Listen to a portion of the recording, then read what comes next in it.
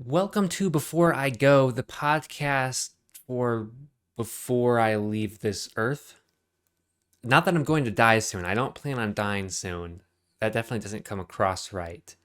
Um, the reason I named it Before I Go is it's a podcast, um, or well, rather a name, that I had for like a little series I did like years and years ago. I would use YouTube's like built-in recording. Actually, it was YouTube's built-in live feature, is really what it was. And I would just, do a quick 10 to 15-minute video talking about something before I had to go somewhere. The topics, I guess, would range. I'll have to look. Honestly, it's been a long time since I've watched any of those. Um, but I kind of repurposed the name, I guess. I'm going through a lot in my life right now. I'm 20 years old, still living at home. I'm unemployed. Um, but I think a lot of that all is going to change pretty soon. And, specifically over the next 5 years, my life's going to change a lot. And I kind of wanted to do a podcast centered around my life, which is definitely narcissistic, but we already know I'm a narcissist. So that's just the way it goes. And not that I want to talk about myself, but um, I think I've always been able to be pretty vulnerable with people. I open up pretty easily, maybe too easily in some circumstances. And I kind of figure that's in some ways a gift of mine. I found that when I'm vulnerable, people also find it easier to be vulnerable with me. I've had a lot of people who I hardly know who will open up to me on certain things. And, it's simply because I kind of generally will put myself out there either on social media through YouTube or, just to them in private. And I found that being vulnerable has brought me a lot of good in life. And, I think what I say sometimes would embarrass most people and mostly men. But I just say things that I don't really always think about it. I'm an introvert. I do think before I speak, but with certain things, I don't think about being embarrassed all the time. I'll be more, thinking about the way I'm walking if I'm going to be embarrassed. As an introvert, I do think about what people think about me. I am self conscious. But, anyways, to get back on topic, as far as being vulnerable goes in my emotions, I will put my emotions on the table 9 out of 10 times and be embarrassed 0 of those times. Um, so I don't know. I guess to me, I'm like, why don't I bring you through my life every week or just the certain things I'm struggling with, finding success with, and talk to you about them on a weekly basis? That being said, the podcast market is extremely oversaturated thanks to short form content like TikTok, YouTube Shorts, and Reels. Um, you know, I'm not here trying to make a podcast for views, frankly, at this point. A couple months ago, I kind of brought you through my thought process on, my slowdown on videos and kind of what was next. And I kind of told you I didn't really know what was next, but um, I knew I'd be making videos the rest of my life. And to me, um, I want to continue to talk about things. And I think a podcast is a great outlet for me, whether people are, watching or not. I guess I don't care too much, but at the end of the day, I am a YouTuber. So I do care to some degree. I don't think I ever won't care. I like that people watch my stuff, and I think that's probably a good quality. It makes your content better when you hope people are watching what you're doing.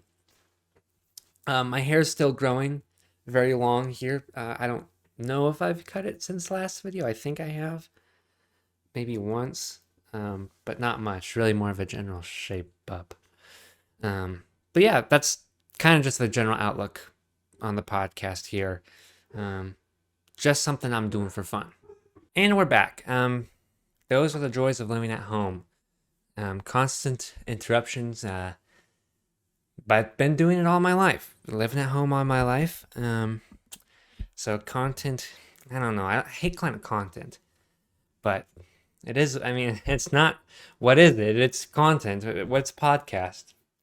Podcasts are content, are they not? Anyways, I don't know. I feel like there's just always some stigma around the word content. It makes you sound like a TikTok douchebag, in my opinion. And I don't know. Uh, a lot of the people I've watched too, it probably doesn't help, and maybe I'm making many other people formulate my opinions, but a lot of people I've watched too hate the word content as well, and they're obviously actually like creators themselves. So, you know, whatever, I'll live with it. I'll get over the fact. I here I am. I've been making YouTube videos all my life. I've called myself a YouTuber forever. I may as well just suck it up at this point. Sorry about hitting you guys there. And call myself a content creator. By the way, I'm going to have to get better at this because I realized that, giving the reason for the name and everything, that was one of my bullet points here. I blew through like 1, 2, 3, 4. I wasn't even trying to. It kind of naturally came to me, which I guess is a good thing. But I blew through 4 bullet points, um, in about like 6 or 7 minutes, I think is what it was. So that's not good. We'll have to get better at this, but you got to give me some time here. I've done podcasts before. I think this is technically my third podcast that I've tried to do. None of them have actually had much of a standing. Alec and Homies was, I think, the most recent one, I would assume. Lasted one episode. It was like 30 minutes long. Then before that, there was the conversation I did with my friend Tyler. Used one mic, this mic here, and recorded from both sides of it. It actually didn't sound too bad. It wasn't too bad of a podcast. We talked about some fun things. It was hard to keep up. My last computer had a virus on it, and so like exporting videos was really difficult because of the virus, and also it just was not a strong computer. So a couple months ago, I built my first computer with the help of my brother. He helped me put together the parts because I'm not a tech guy at all. That's just not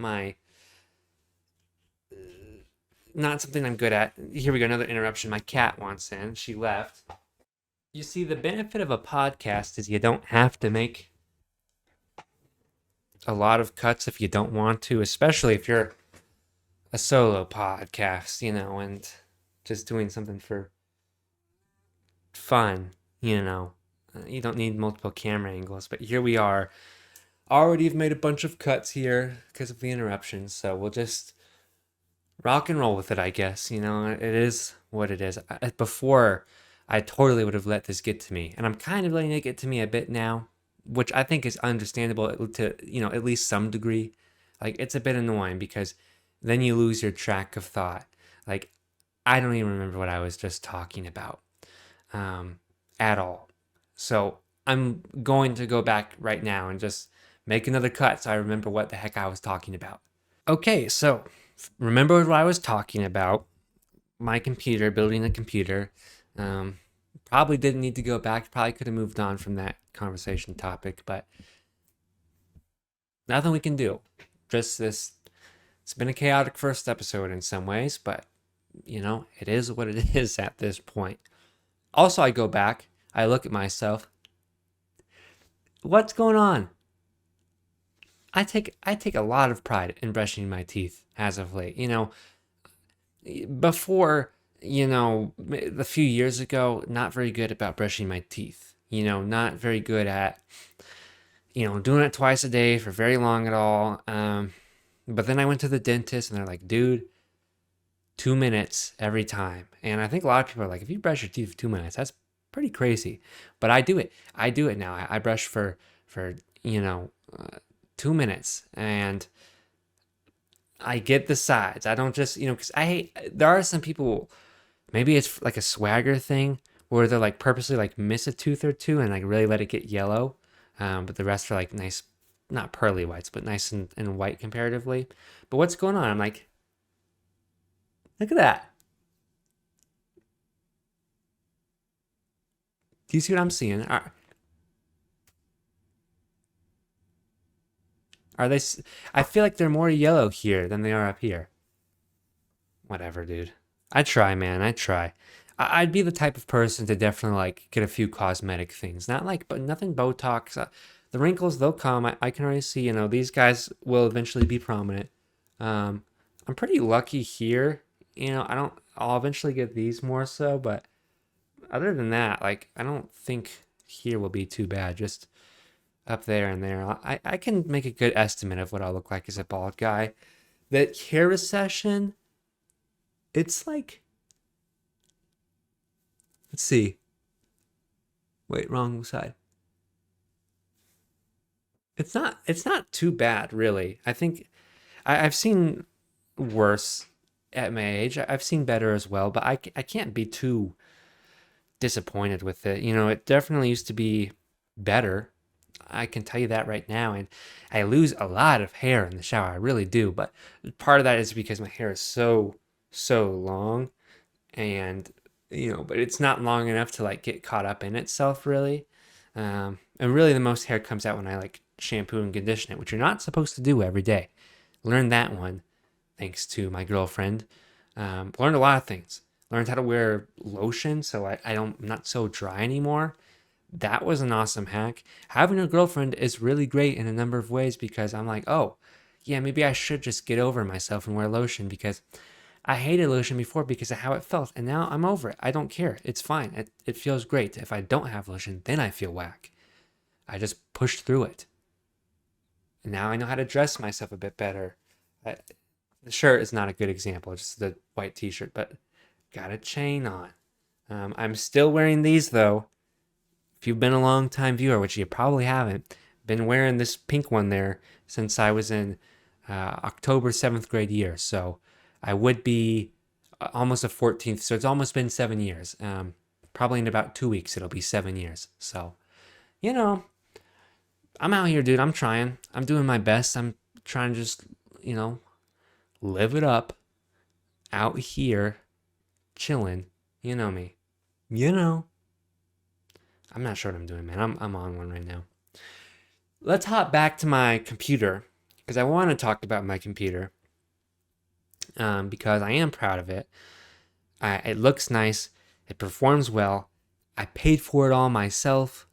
It's the biggest purchase I've ever made, um, and I think there's some privilege in that. A lot of people have to buy a lot more on their own. My car was passed down to me, so I didn't have to buy my own car.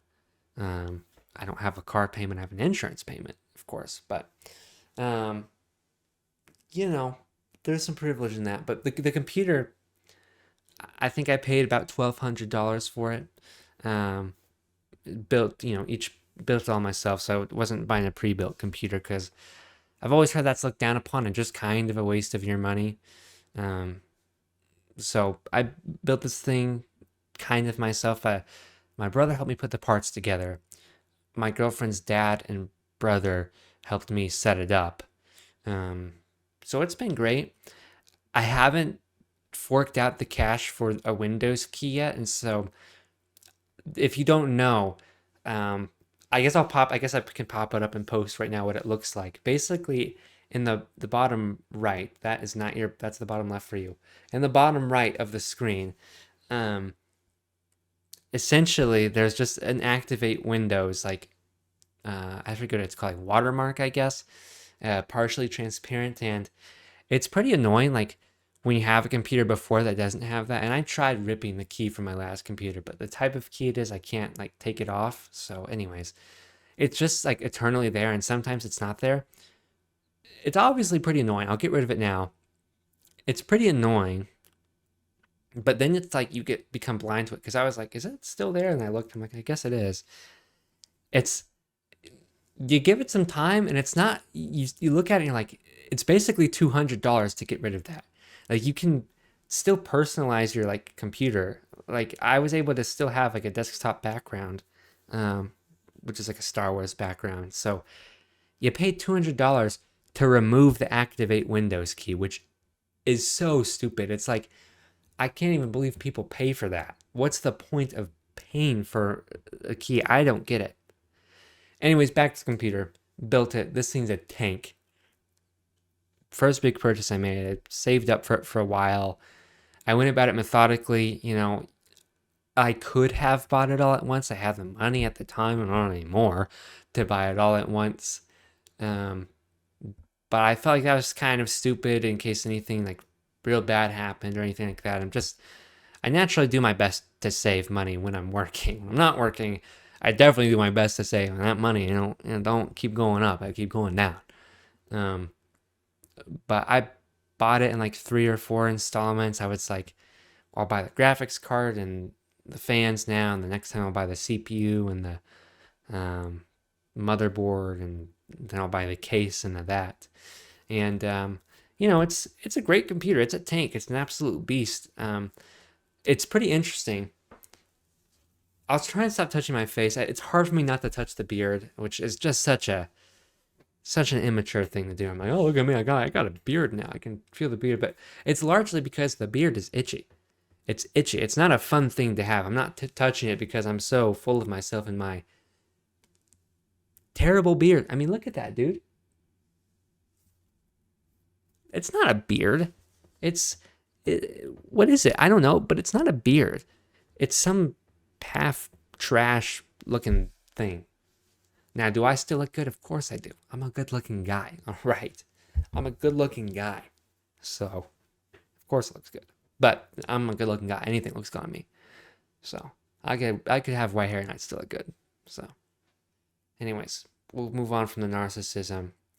Been a big person on saving, so I decided let's pay for it in installments, and that ended up being pretty smart. But I bought it, yes, so I could do better video editing, and like long term I did need a better computer, but the real reason was because Star Wars Jedi Survivor, baby. You can see here, I'm a big Star Wars fan. There's BD1 right there, that guy. And I wasn't going to be able to play it on my Xbox. They weren't going to release it on the Xbox One, only the new one. And it wasn't going to work at all. It hardly worked on this computer because it was not a very well performing game when it was first released. But anyways, it wasn't going to work unless I got a new computer. And I loved the first game, and I knew I was going to play the next game the minute I could play it. The second I could play it, I was going to play that game.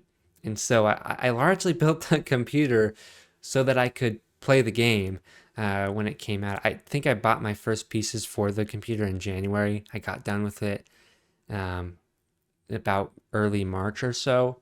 So took some time, about 2 months there, and got it all going.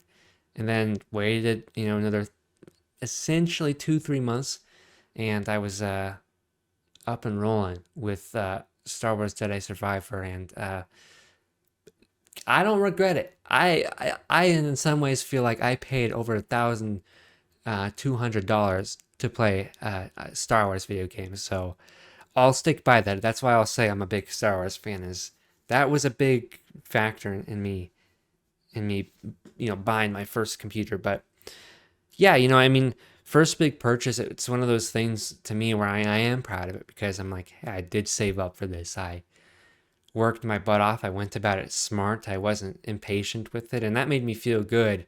And having a job sucks in a lot of ways. I don't like working for people who don't value you. I last worked in a call center. Technically, I worked at home, or in this room, literally, actually. And I did my customer service. People would call in. I would help them replace their phone cases, is what it was. And it sucked. It sucked major butt, dude. I was essentially like finding a way to take a day off of work every single week. Because when I first got there, you could like kind of gain up days off over time. I think it capped at like 2 weeks, in a year, 2 weeks of paid time off. And then I'm not sure, there was some other way in which I could take days off unpaid. And mostly I did unpaid work. I didn't necessarily see why I was deserving of money just for taking a day off, but I would take off as many days of work as I could, because I hated the job so much. I got good at it over time, but I hated that, they would listen to some of my calls and grade me and critique me. And it's like, you never like would get a super good score on your calls, which I don't fully understand because a lot of time I'm like, dude, I killed that call. And then you don't get a good grade on it and you're like, what am I doing wrong? Like, you really want me to hit all these specific points? It's like, how well can some of these calls go? It's like, if I want a really, really good grade, I have to have someone who's just dying to call me, essentially, is what it's like. It's like, it has to be like the perfect situation as well, which I don't understand because it's like, shouldn't the grade be all up to me? And I never got like a bad grade. Um, I did one time, I did leave someone on hold for like 20 minutes. Um, Not purposely, there was just outside life things, maybe outside of work things as well that had to be taken care of, like urgent emergency. And I was like, I think this person's chill enough. And they were. When I came back, they were like, cool. I was like, I got you all figured out. You're all done. You're good to go now. And they were on hold for 20 minutes. They needed to be on hold for maybe like 5, if at all. I'm not even sure.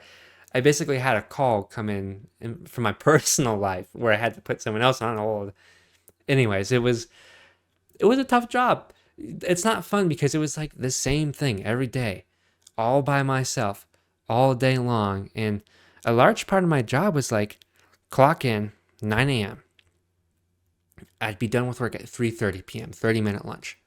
So I'm working 6 hours, 30 minutes of break, or 30 minutes of lunch, and then a 15-minute break. So I had about 45 minutes off in my day, which is not bad, nothing terrible. But in like a lot of regular jobs, you're not working like back to back to back with customers. It's, if you can imagine, it's like being a cashier and checking someone out all day long. And I'm sure that happens to some people. It's one of those things that you just do. It wasn't for me because you'd hang up, you have like, I think it was like a countdown of like 45 seconds until the next call. And you would be waiting and dying. You'd be like, please.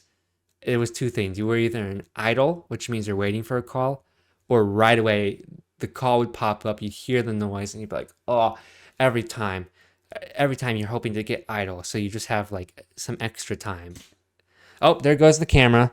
That's a new thing. That's going to happen. We're back. Hopefully the color didn't change too much, but I'm sure it could have. Anyways, you're essentially waiting. Every time a phone call ends, they're like, please, please, please, please, don't throw me right into another call. Let me like be in a wait list, because on a slow day, work there wasn't so bad. But most days weren't slow. Most days were back to back to back to back. All right, this is editing Alec here. I realize over the past 3 or 4 minutes, I have made myself look really bad, like an incompetent worker. I'm focusing on the negatives of this job. I need to address a few things. Otherwise, I'm really messing up my reputation. Yes, I took days off. It was at most, I never did more than once a week, hardly, unless it was something that I actually planned. And, it wasn't every single week. It was something I was allowed to do because at one point, the amount of time you take off runs out. So it was all within policy. Okay, got that out of the way. I was good at my job. I was. I worked extremely hard to deliver each customer the best experience because that meant a lot to me. It meant a lot to me to make someone's day, which I will get to. In another way, I will. Everything I did, let me just say, everything I did was completely within policy. I did my best to be a good person. All right.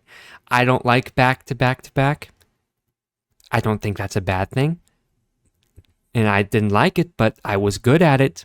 So, want to make that clear before we move on, because I don't know that I really clarify that throughout. I'm good at whatever I do. That's a narcissistic thing to say, but look, when you're at a low-paying job, quote-unquote low-paying, that's up in the air, but that's also, it's an easy thing to do. So I'm not going to pretend like it's not an easy thing to do. It's easy to be good at your job in some ways. It's hard to like mentally sustain it, which is what I was getting at. But I just wanted to do some backtracking here because I was going off a little bit too hard. Okay? I promise you, this is not just me trying to cover for myself here. I mean, a little bit, but I worked my butt off at this job. I did a good job with it. I provided customers the best experience they could possibly get. I was a good worker. The people liked me there. There's just, I'm trying to tell you how the job was mentally tough, but that doesn't mean that it affected customer experience. So that's all. Wanted to let you know. Needed to interject this here before I really, make myself look worse than I am. Okay. Enjoy the podcast. Goodbye. And it gets real old because after about 3 weeks of working there, you're like, I'm getting the same flipping calls every day, all the time. It's the same thing. Hi, this is Phone Case Company. My name's Alec. How can I help you? My phone broke and I need to do a replacement for it. I was wondering if you could replace it for me. Yeah, we can replace it for you. Our standard shipping is $10 and we'll send you out a brand new case. We just have to get the shipping paid for there. And can I get your first and last name? Can I get your email? What's your phone number? Phone number already popped up, but you still got to ask it. And then you got to input all their information. Or something goes a little wrong. That's when it's exciting. And then you get to, put them on hold and call out to someone else and be like, hey, bro, what do I do here? Or you like, me, what I did a lot of the time is I would be like, what I found the most fun in was like, how can I get people their stuff for free the most? All within bounds, right? Nothing told me I couldn't. I didn't realize it affected my grades. I realized later it ended up affecting my grades, not collecting the payment information. But a lot of the time I'd be like, I don't want to ask someone for money here. Our case broke on them for something that seemingly didn't seem like their fault. And I would just be like, let's just make someone's day. They were always so happy when I was able to waive the shipping handling fee. I'd be like, yeah, I'm going to go ahead. You've been great today. I'm going to go ahead and waive that shipping and handling for you. Just get it out to you for free. It takes about 7 to 10 business days, so it'll be out there real soon. I was always like, let's go. I was always like, man, I did a great thing for this person. I wasn't really that self-righteous about it. I just was kind of doing something where I knew I could and not, get in trouble for it. But it was one of those things where, you can only keep that up for so long. And, it's weird. I had a great team. My manager was freaking awesome. I really liked pretty much everyone within the company. I really didn't have a problem with anyone at all. It's the fact that I never saw them was the thing and never actually really got to talk to them. Maybe occasionally, you call out in the day to one of the, superior people who can help you out a bit more, who are like experts and tell you what to do. Or, if someone is mad, you can send them up to those people. They're great to talk to, but you don't get to talk to them very much. And, you don't get to make much very good side convo. A lot of times, a lot of them would say the same thing in like the same tone. Like one guy would be like, how are you doing, man? Or something like that. It was like the same cadence and tone every time. And he'd be like, you don't care, bro. You're just saying it. And obviously, who cares about what your life at work? No one. But you hope to create some kind of conversation to get you through the day. And those conversations did not get me through the day. And so, after about 4 months, I ended up leaving. Basically, exactly 4 months. It was like 4 months and 3 days. I decided to leave. And, the great thing about having a job is making money. It's awesome as a young person to finally be like, oh, I got money of my own that I can spend on, my girlfriend. We can go out to dinner and I don't really got to worry about too much. And one thing I do is, I pay my family for rent, which I do when I have a job. When I don't have a job, I'm not paying for rent because I can't afford it. But that part feels good as well because I'm like, I kind of, it's not like a charitable act, like I'm giving my family money, but I feel like, oh, I'm paying for something for myself, my living, and like my parents get to kind of benefit from that in some way. It's like an extra $250 a month, say, and that feels good. And so when you don't have a job, you kind of lose out on a lot of that stuff, and everything goes from, you know, I get to buy stuff and be okay to, oh, I have to save money continuously and find other ways to make money until I find another job. I got that job in November 2022. I left in March 2023. So I've been unemployed for 6 months now. And I've been off and on searching for a job. In March, I was searching for jobs because I knew I'm going to hand in my 2 weeks soon. And I was like, if they're like, nah, you can just leave, hopefully I can be ready to find something if I really want or need. And I kind of realized after that job, I needed a bit of a break. I could afford to take a bit of a break. And so, I decided to take a break. It's the break time, how do I say? It was supposed to end at one point and it didn't. And I kind of sort of let it drift purposefully to more of a break because I saved up a lot of money at this job. I didn't spend a whole lot, and so, I I was okay to take a break for a while, and I really technically still am. But in other ways, it hurts my family because it's like there's money that they're expecting from me that can't really give them. Um, I still pay for insurance. I still pay for gas. I still have some leisurely things I pay for a little bit. Um, but you try and pay for as little amount of leisure stuff as possible when you're unemployed. Um, but it's an interesting thing. It's two different dynamics. A job sucks because it's work, and a lot of the time work at this age does suck. And I don't like to believe that. I don't like to buy into that. But a lot of times it does, and you have to just kind of get over it and live with it. It is easier work than as you get older, so you have to kind of, realize that as well and try and find peace in that. But there's some difficult things to it for sure. And for me, I've had kind of two bad jobs in a row, is what I would say. One was very extremely boring and like life killing. I had like the best 2 months ever after I quit that job. The 2 months after being done with work as a customer service rep, I will always look back on fondly because I got to go and enjoy life. I did travel, I guess, once. I went to Arizona with my mom and girlfriend. But I got involved in things. I did flag football. I played flag football for the first time in a long time. Just first time playing an organized sport in a long time. It was friggin' awesome. And I was just enjoying myself. I felt happy. I felt such a weight off of my shoulders.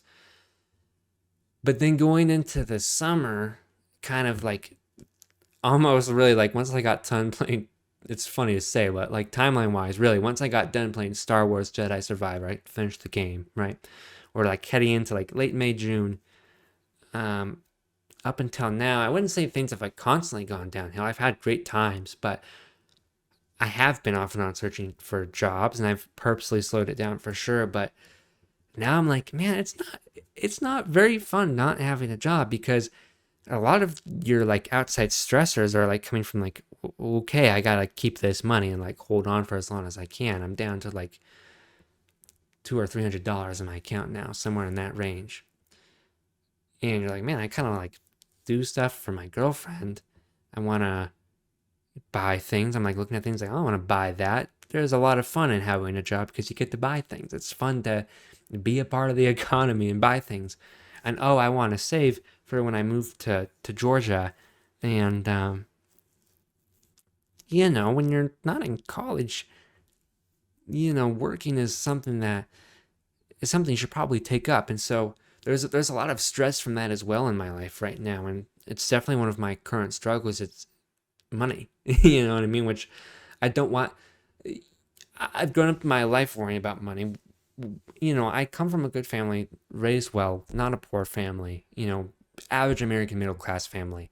And I think most middle class people could relate, especially kids my age. When you grow up like that, there is still a lot of stress. You do worry about your parents' financial state sometimes. And I always have. And for me, it became a big goal. Like, I don't ever want to struggle with money. And since I was a young kid, everything I've ever wanted to do, I don't know why I stutter like that sometimes. Congratulated, that's not a word. Compacted, coerced, quabity. I quabitied. That's cringe. That was cringe. I I'll put words together sometimes. I stutter a lot, so I put two and do. Anyways, anyways, why do I go so off course, dude? I don't understand. I'm like pissed off with myself that I do that because I lose my track of thought. But just maybe I should kind of wrap this up. But one of those big stressors is money now, and it's like I'm looking at it now. It's like I do want a job again. I don't, but I do. You know what I mean? Um, Recently, I went through a very like long interview process. I would say from like lasted from about August until September. It was about a month long ish, and it basically came in like second place for this job as a video editor at a real estate company. It would have been a super cool place to work. Would have been awesome on a resume. I would have been salaried, which a lot of kids my age can't say they're salaried. And I don't want to compare myself, but it was something to me that was cool. It was a cool opportunity to be like, oh yeah, I'm a salaried person.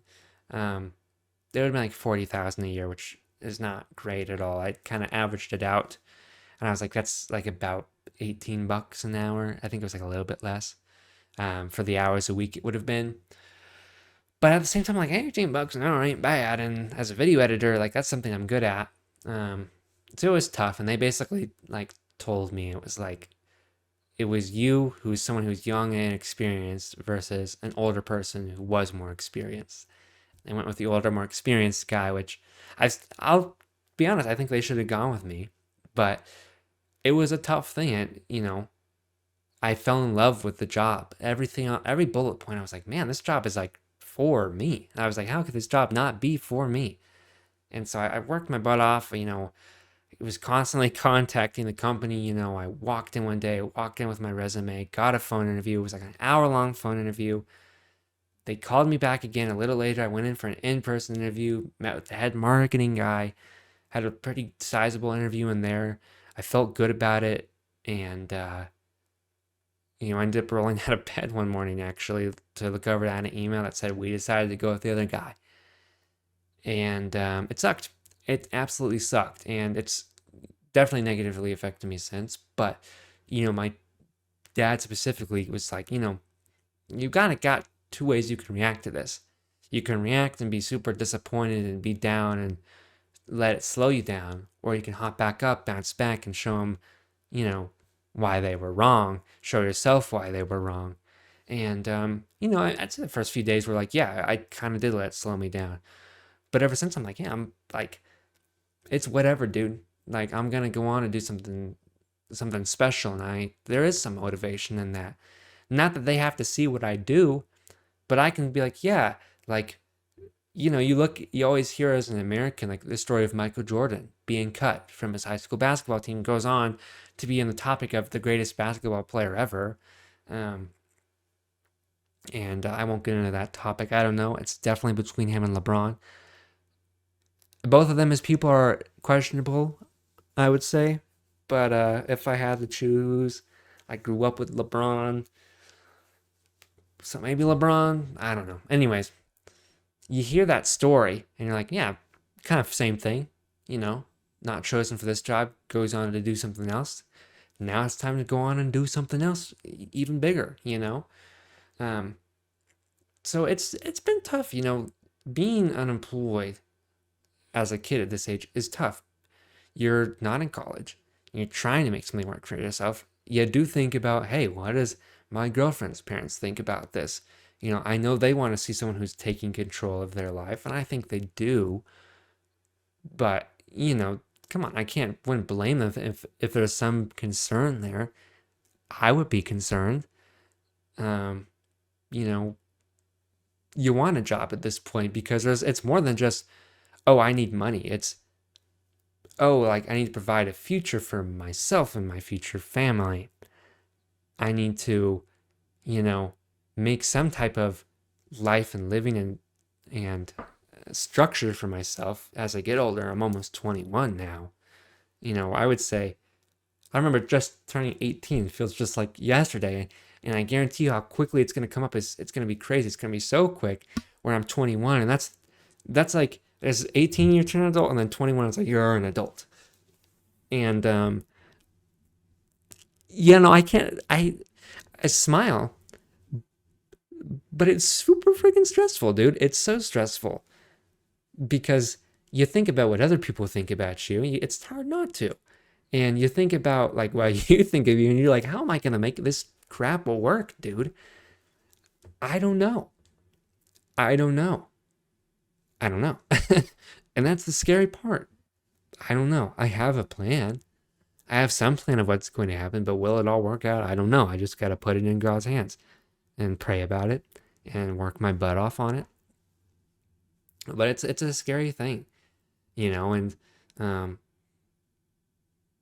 you know, that's what I feel about when I'm on a job search. When really the truth of it is, it's just a job search, dude. You'll be fine. You'll eventually find somewhere that will take the kind of hours that you need. They'll pay you, you'll get paid, you'll clock in, you'll clock out, and it'll be cool. But to me, somehow mentally, I've made a job search to be so much more than it is. And I think that's a tough thing, and something that I definitely did to myself, where I burped there, excuse me. I made this job search so much more than it needed to be. I made it so much more stressful, put so many more roadblocks in my path than there needed to. I've slowed myself down almost on purpose, but in another way on accident, In the sense, I mean, like, I'm allowing myself to do these things and put these roadblocks in my path, I guess, but not that I want to, I guess is what it is. You know what I mean? I don't know what the word is, because I wouldn't call that an accident, but it's almost like a what's the word? Not self-deprecation. I don't know what the word is, I guess, but a lot of people will talk, but a lot of people struggle with it. Like, they're ruining their self, what's going on. Like, some people will get into a relationship with a girl, and then for some reason, every time they like make themselves back out of it and destroy it all and become toxic, and they know what they're doing, but they can't really stop themselves.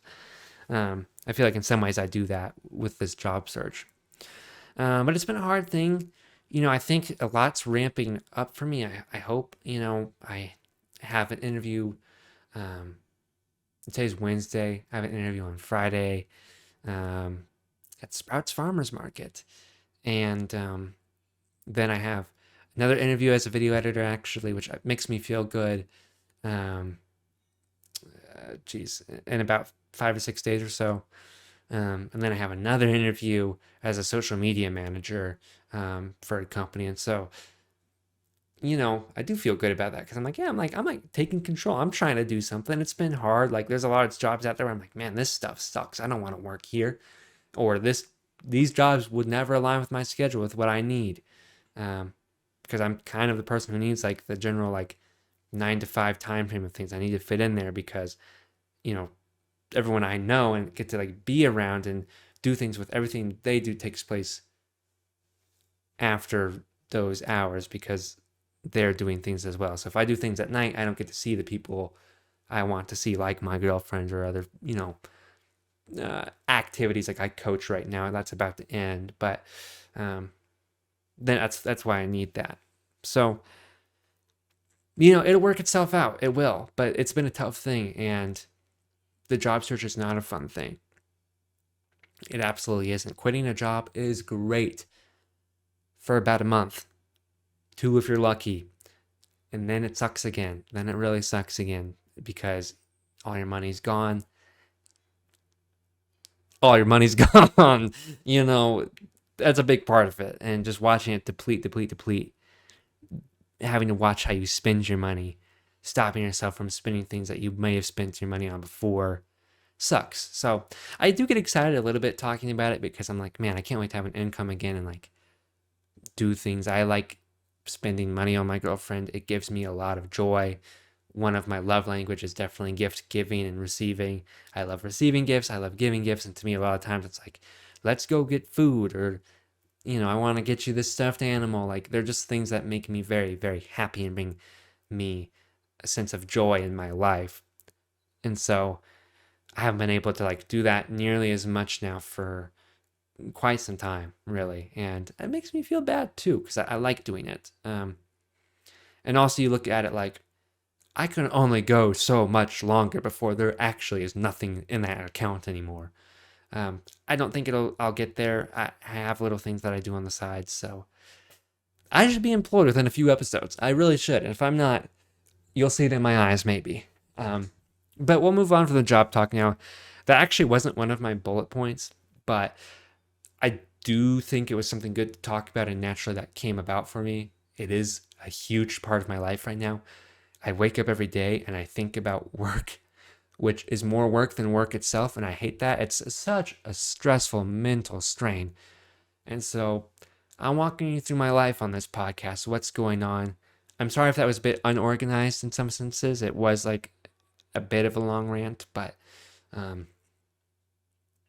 you know, that's a podcast. So you're gonna get what you get on here.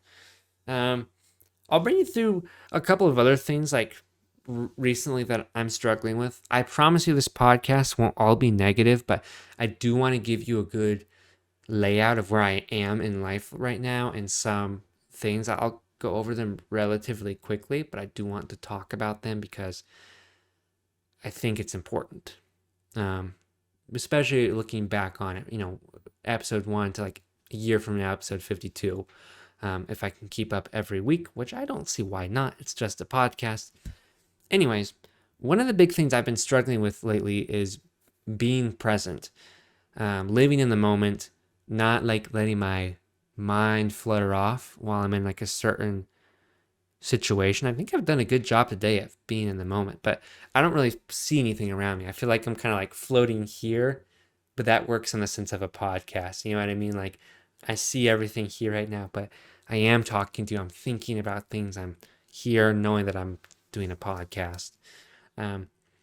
But there's been a lot of things lately where I just don't understand why I can't be present. And I wouldn't even just say like lately, but I'd say over the past year or so, and for a long time, on and off throughout my life, I've struggled with being present and staying in the moment. I'll be with my girlfriend, and then suddenly my brain will start thinking about other things, and I hate that because I want to live in the moment and I want to experience things and see things as they are. And I think social media and like short form content specifically doesn't help with that. I've formed an addiction to it, as I'm sure you have, and it's not great, but I'm attached to it. Like, I wake up in the morning and I listen to a podcast because those are easy to listen to. I can listen to it in the background while I do something. And then when I'm without it, like doing something idle, that thing is so much more boring. What does that sound like to you? I think that sounds like drugs. I think that sounds a lot like drugs, and that's why addiction is a thing. That's addiction, that's drugs, that's alcoholism, that's so many things. Like, oh, it's not as much fun because I'm not doing this. There's not as much enjoyment.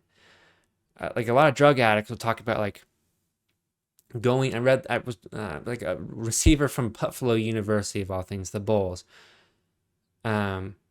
He said something that stuck out to me where he was like, things like going to the movies weren't fun anymore without being on drugs. Like, that's how it is with social media. Like, why does everything have to be fun? You know what I mean? As well, like brushing my teeth. Why do I have to listen to something brushing my teeth? Let's just let it be boring and just enjoy the fact that I'm sitting here alive brushing my teeth. But no, something on. Sitting on the toilet taking a shit. Oh, I need to listen to something and watch something and scroll to something because it's just boring and takes too long otherwise. What's wrong with something taking too long? I'd rather spend as much time on this earth as possible. But all of a sudden in my head, I'm like, man, I need to get this over with because pooping is boring.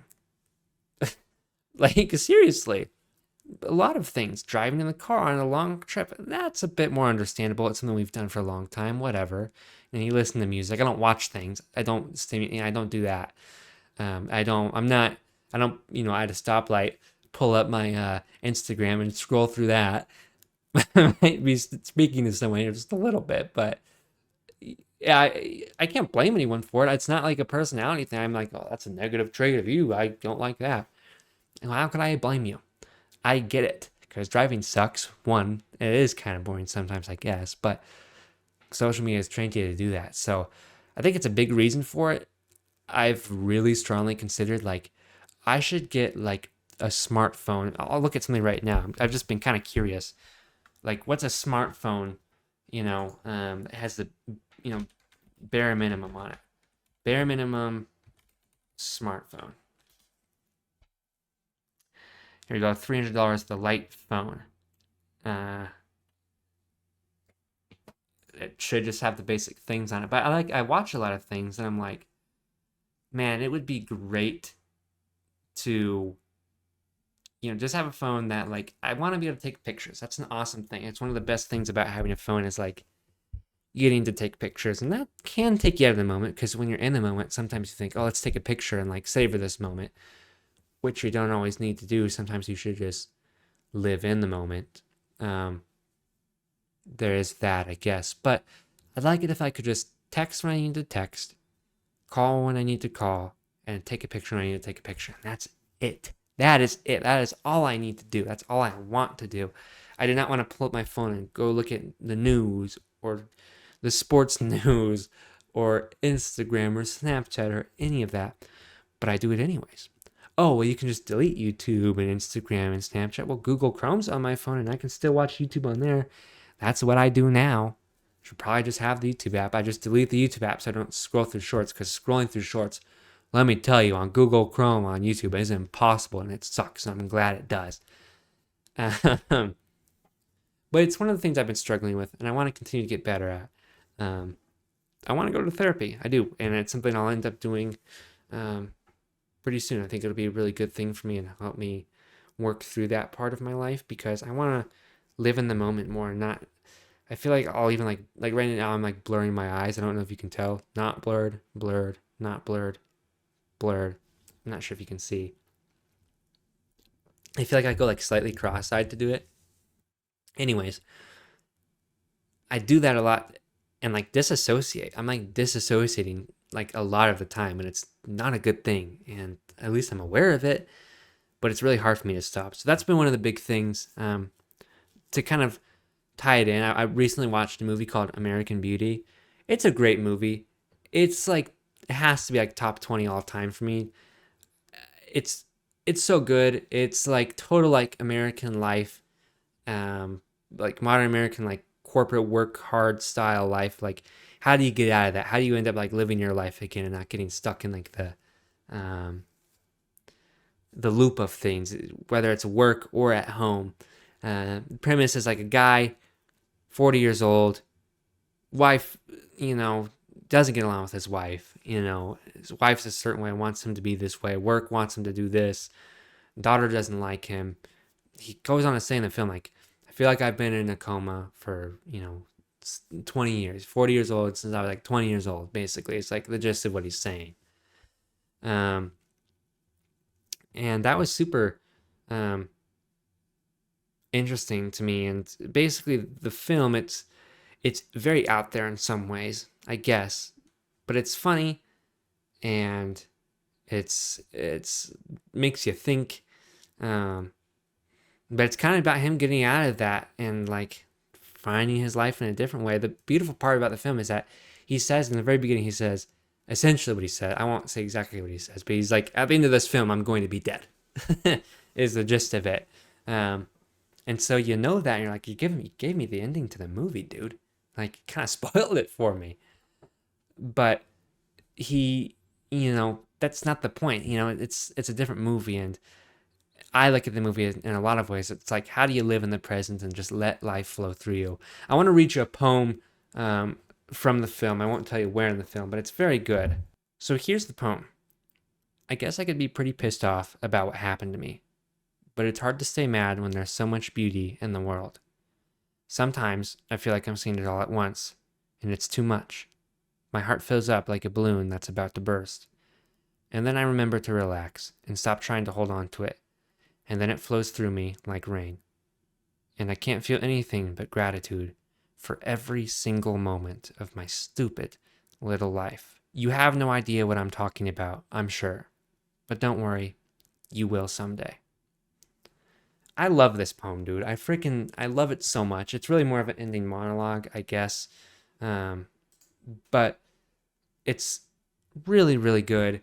It's such a good movie. And I like the poem because I feel like, going back to like capturing stuff on your phone, like photos and videos or just other things, like I feel like when I do get a chance to live in the moment, which I'll be honest, I don't think is often. I feel like I'm not living in the moment about 90% of the time. Like 10% of the time I'm in the moment. Maybe even 5% of the time I'm in the moment, which is not good. I understand that. But I feel like sometimes when I really am in the moment, I'm just like, wow, like look at the earth or look at my girlfriend or like look at like my mom and dad as being my mom and dad right now. Like the simple things, the stupid things, the little things that don't matter. Like sometimes I feel like I'm trying to hold on to it.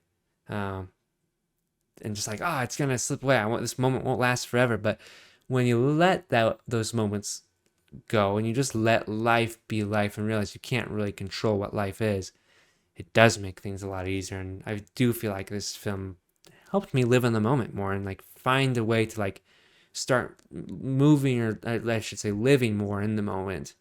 But like moving in the world and just being part of it, I guess. But I recommend you watch it. Keep it brief. I liked the movie a lot. I really recommend you go watch it. Let's see where it's on right now. I'm probably going to watch it again here pretty soon. I only watched it a few weeks ago, but it's a movie that I need to watch again to see it again. It moved to Netflix recently. So if we got Netflix, that's good. I don't. But, whatever. The girlfriend has Netflix, so I'll steal that. And, she'll have to watch it with me, which she should. So, Melanie, you're going to watch that with me. I'll breeze through these pretty quickly here. Being present is the main one for sure. I think another thing for me is like finding passion in what I do. Like, I love film and media and video so much. But sometimes it's hard for me to find like passion in those because it's like, what can I do within like my budget and with what I have right now that really fulfills me? And to me, one of those things is this podcast. This is one of those outlets for me. But I also realize I'm like, I can't do commentary anymore. I don't like that. I'm not as funny as I was. I just don't enjoy trying to be funny as much anymore. There's a big pressure on that. So it's hard to find something like, how do I find a passion for this again? It's not that I don't have passion for it, but it's hard for me to find outlets with what I do have and the people I do know. And sometimes when you don't have like outlets for other things, inspiration doesn't come through you as much. And so I'm honestly hoping with this podcast, like, oh, I have inspiration to write something and make something again, like another film or whatever it is. I think the biggest thing I have I wouldn't say in the works, but the biggest idea I have and the thing that I think would give me a lot of joy is there's this guy in our town, in my city that I live in. I see him everywhere. I've seen him everywhere for a year and a half now, basically. Yeah, basically a year and a half. He's a sign holder. He holds the signs. He's a total rocker. He has a giant ponytail and beard.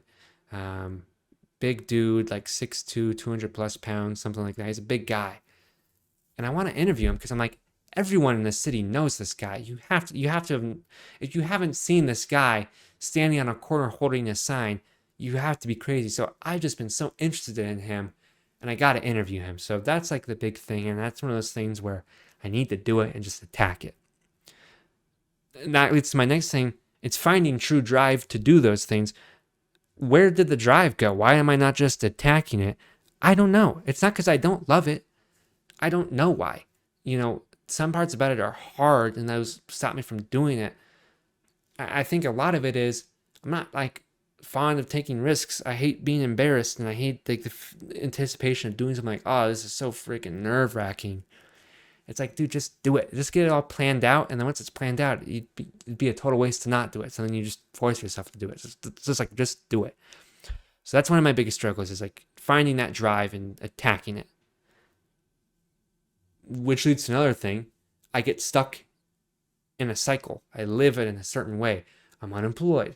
Blah, blah, blah. Let's wake up, search for a job, do this, blank, blank, blank. It's like boring, boring, boring, boring. It's a stupid circle. So it's breaking out of that cycle, breaking out of all these things. And I feel like, even just talking about it, I'm making progress towards it. So I do feel good about a lot of the struggles. I'm just not where I want to be yet. Basically done here, dude. We'll move on pretty quick. I have a few more bullet points, but we'll move them into next episode for the most part.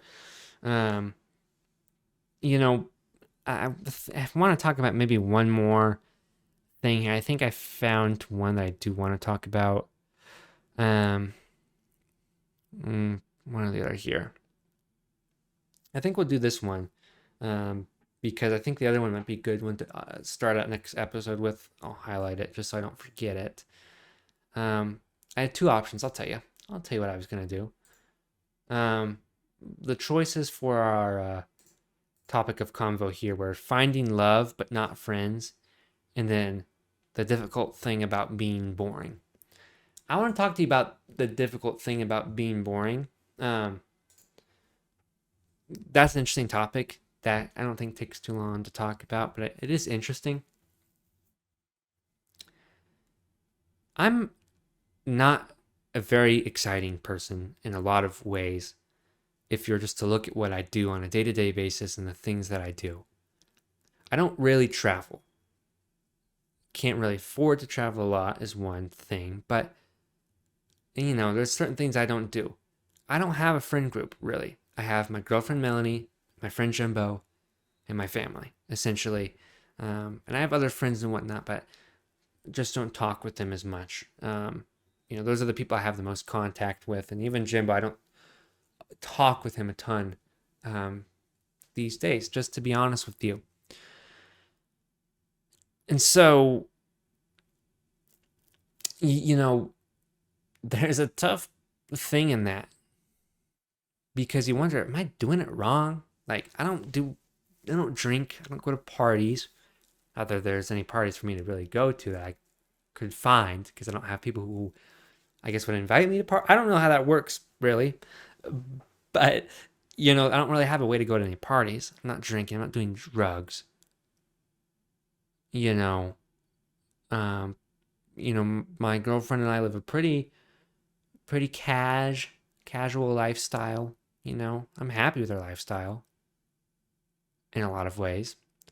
But it's like, man, I'm like kind of, I guess, a boring person. It makes you wonder, are you doing it wrong? And I'll just be honest, of course I'm not, right? I'm not doing it wrong, but it's like, I do want to start doing more with my life. And for me, I think one of those big things, it's like, okay, I got to move away. I've been in this city all my life. I've kind of seen every corner and nook and cranny of it. There's nothing really left for me here. So it's time to go, especially with what I want to do. And that's going to be great, but it's like, can I do anything before then? Like, how do I find ways to get more out of life and get more enjoyment? Because I see a lot of kids my age, like, go on like a big camping, like outdoors trip, take their RAV4, or no, not a RAV4. What is that called? I'm blanking on it. Not a car guy, if you can't tell. Anyways, my car would work too. Take your Nissan Pathfinder and, drive into the mountains with a couple guys and girls and go camp out there. It's like, man, like, how do you even do that? How do you even find the people to do that and plan all that out and just do it? I'm like, that's crazy. That's crazy. It sounds cool. I'm not doing that. You know what I mean? I'm not going to parties. I'm not like, what else do people do? I don't even know. Going out on the town. I don't know. And so it makes you think about those things. It's like, there's a difficult part in that, because you're like, I feel like I should find a way to do a bit more, but then it's like, what do I do? What do I do? And so that's one of those things where you have to almost like, I feel like in some ways I have to accept like that's just not who I am. That's just not my life right now. And I think more will ramp up when I move away as far as like doing things and just being out there in the world. But some of the scariest part of it is like I'm almost like totally fine with it, and that makes me think too. I know I totally overthink. I must be a crazy overthinker, but I sit there and I'm like, I'm fine with this. And I think about that. I'm like, that's a little scary. You're just fine with this? Like, why? I don't know. So it's one of those things, and I would love to hear your thoughts on it, but it's a difficult thing. It really is. But we'll leave it there today. Hope you enjoyed watching the podcast. Episode 1 feels a lot better than the other episode 1. I have recorded episode 1 already, and that is episode 0. That will never reach the public. That was terrible. It sounded bad. It was awkward. It was too structured. I went with a more loose structure. That's who I am. I need the ability to rant. I cannot follow a strict structure. And I tried not making it too strict, but it ended up being like 2 pages long, maybe even 2.5. Nope, can't do that. Lose all my voice when I do that. So this is the real episode 1. Episode 1 was trash. So this is the real episode 1. And I feel like it went pretty good. So, thanks for watching. It was a pleasure. I had a lot of fun with it. And I'll continue to get better at this. Maybe this episode in some ways was more negative in some ways. I think generally week to week I want to bring you through my week to week life, and then we'll branch off on other things as well. But I would say this episode had its fun aspects for sure, but I think there'll be more fun episodes and more sad episodes in the future, more episodes where I'm angry. My emotions will vary, and I want to bring you through them all and kind of just bring you through my life, because I am happy to be vulnerable, and hopefully you can take something from it if you do watch. But that's it. That's the end. Good length podcast. That was pretty solid amount of time there. So thank you. I'll see you guys next week. It's going to be a good episode. We'll talk at you later. We'll see what changes in the next week. Goodbye. You know what? I totally realized I had a way I wanted to finish this episode. I pressed the stop recording episode, but I have to. Look, there's a way I end my videos, and it has to be that way. And I want to add a little something else on it from my guy Zach Schaumler, Strong Opinion Sports, one of my favorite sports podcasts. I don't know him, but big fan. I like the way he ends this podcast. I'm gonna kind of rip the end of it off and then add my own little flair at the end of it. I'm gonna go like this. I don't know why I'm setting up so much. It's like terrible. It's gonna be terrible now, but you're setting yourself up for failure, Alex. I may as well just get it over with. But bam, we are done. Thanks for watching. That doesn't work. I don't know. Thanks for watching yet another YouTube video. Goodbye.